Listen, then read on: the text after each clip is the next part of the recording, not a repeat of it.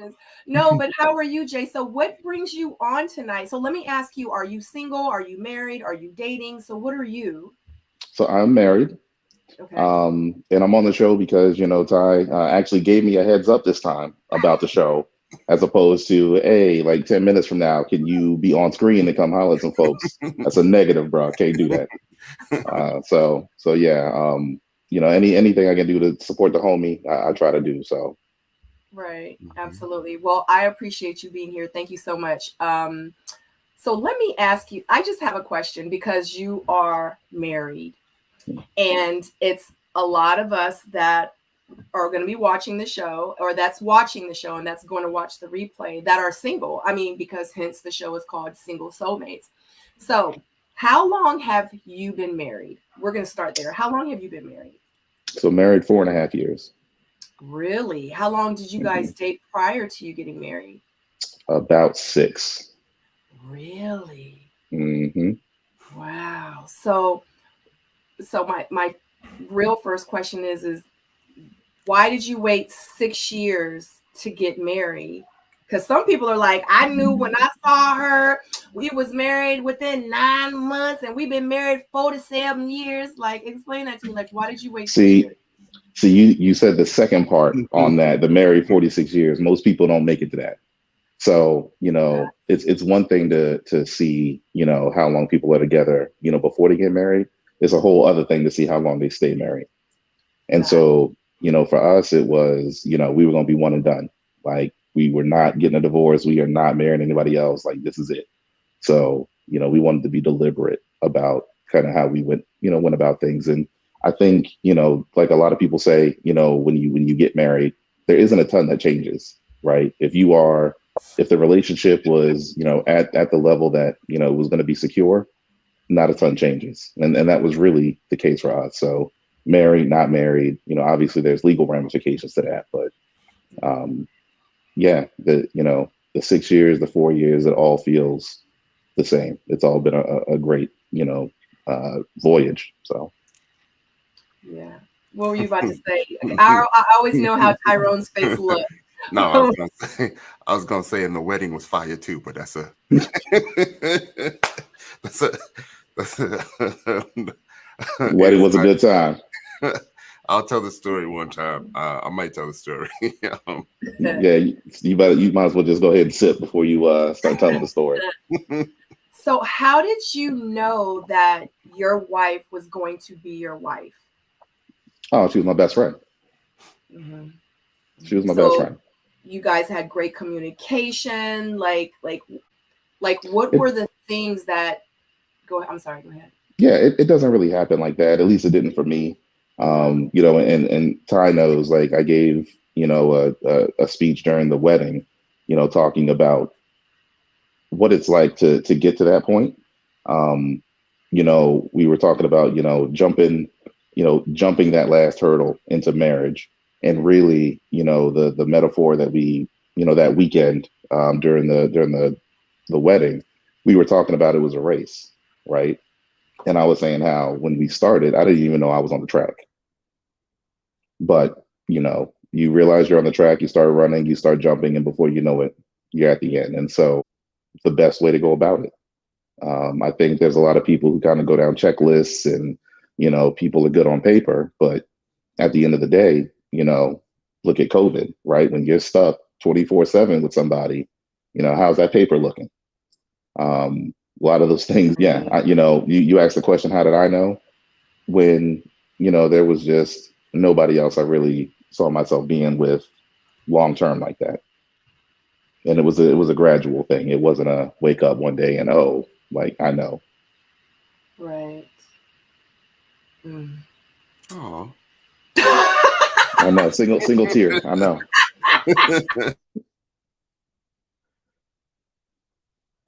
Yeah. So someone has a question, Miss D. Like, how often do you get advice from friends and family, or how often do you feel like you need advice?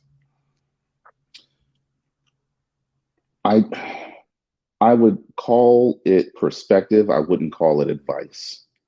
Um, because advice is for someone who's been in your shoes, and kind of knows exactly where you are. And I think because relationships oftentimes, as similar as they can be, they're oftentimes very different.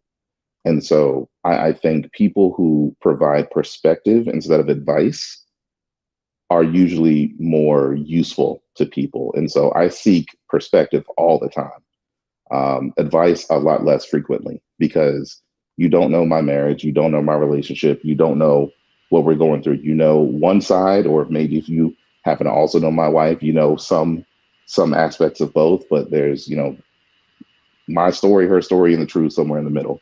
And the only people who are really going to be able to come to grips with that are her and I. Mhm. So people can help us, you know, think about things differently, but, you know, somebody telling me what I should do, I seek that out a lot less. Got it. Understood. How do you and your wife deal with conflict? Can you explain that? Because So, I know that's one thing that I know I used to struggle with when I was, I want to say younger, but you know, a few years ago, you know, when I was in a relationship, and it was crazy because I really thought that I was like, I just don't understand, like, why he doesn't get it. Like, why doesn't he want to resolve it the way that I want to resolve it? That's the only way that we can resolve it. I just don't understand. It's more sensible. It just makes more sense. Why is he X, Y, and Z? And then I really had to, I've heard it before. I used to always say it, but I didn't grasp the fact that in real life, we are from Mars and you guys are from Venus, or vice versa. Like, that is really how, like, y'all's thought process and how you register things and how you think about things, everything. The male species is so different than women, like in real life. And once I realized that, I was like, I've mastered this. I was like, I think I finally got it. You know what I mean? But as a married couple, like, how, I want you to give me some insight, because obviously you're happily married. You look like you're very, like, you're speaking of from intelligence, like you really sound like you know what you're talking about. You know what I'm saying? So let me and the people know, how do you guys resolve conflict? so one of the main things that we do is we try to live by a rule that I forget where I heard it, but essentially the rule is, if it's not going to matter a year from now, it doesn't really matter. Facts. And so, you know, going back to putting things into perspective, there are a lot of things that you can really get wrapped up around the axle about, that 6 months from now, you're not even going to remember what you were arguing about. And so, you know, between that and the fact that she, you know, you talked about women's mentality, I think, yes, you can make some generalizations about men and women, but really, you know, I think people are different enough that it's not that cut and dry. And so my wife, for instance, is very logical, very kind of, you know, straight to the point, you know, doesn't really get wrapped up in a lot of emotions. So when we have a disagreement, it's, you know, logic for the most part is going to rule the day.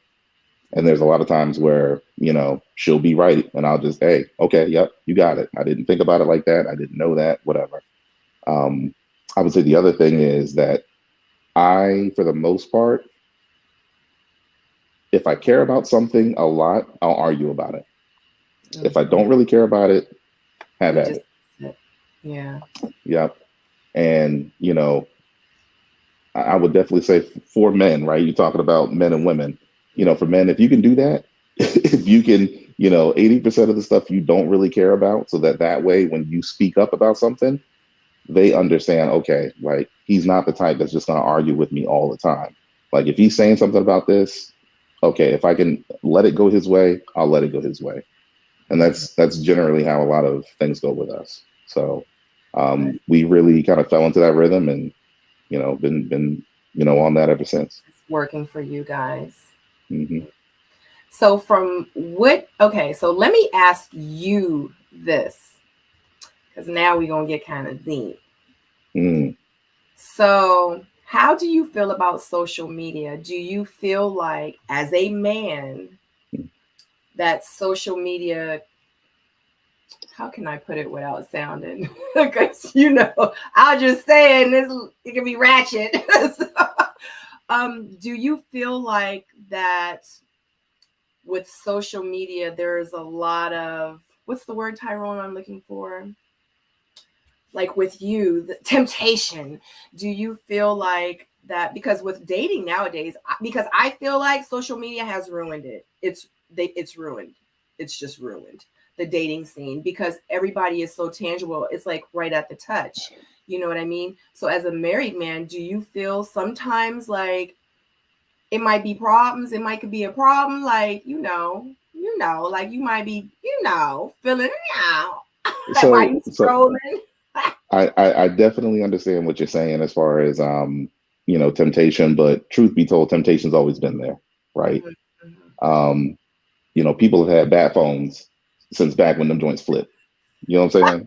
All right. So it's not necessarily that I think social media has made it worse. I think the interconnectedness is, I think that's where things get messy, right? There was always temptation, but there's the ability for people to be in your business now. And a lot of stuff kind of, cracks and falters from that. People talking, people that already doesn't really affect me like that. But yeah, if you were the type that was gonna, be tempted and have issues, you were gonna do that anyway. Whether it was a flip phone, whether it was Facebook, whether it was whatever. Just the amount of people who know what you're doing or hear about things and can talk about things, that number increases. So I think that's where the problems really come in, is the amount of people that can be in your business. Mm-hmm. Mm-hmm. Tyrone, you have anything? Yeah, those are some good points. I think it does affect you a little bit, prior to settling down because of the amount of options that you have that are easily accessible now and the amount of people that you can swipe through in a night, before you finish a drink. And I think that affects you. You know what I mean? Sometimes it gets hard to settle on one person when you have the option, of cycling through 100 different people, on your ride home, in your area. So that makes it difficult. So understanding what you have and what's good for you is important, knowing why you're staying is important. I smirk because I feel like back when we was still running the streets like that, like we was hitting them numbers without Tinder. Like we didn't need Tinder. So I mean, like you hit 4 clubs, that's a night. Yeah. you hit them numbers. I mean, or just 3 floors in one club. Right. And that's all different nationalities. You have the R&B floor, you got the old school floor. Yeah, it might even be Brazilian night, Wow. So I want to know from you guys, if and I think Tyrone, we've already discussed this, but Jay, how do you know? Okay, because I know that even in my situation, just personally, I've met someone and I know that he wants to spend the rest of his life with me. He will always love me. Always. And we always have that one, and it's just not me. We all know it's a lot of us out here. It's that one person, you know what I'm saying? Not for me, but for him.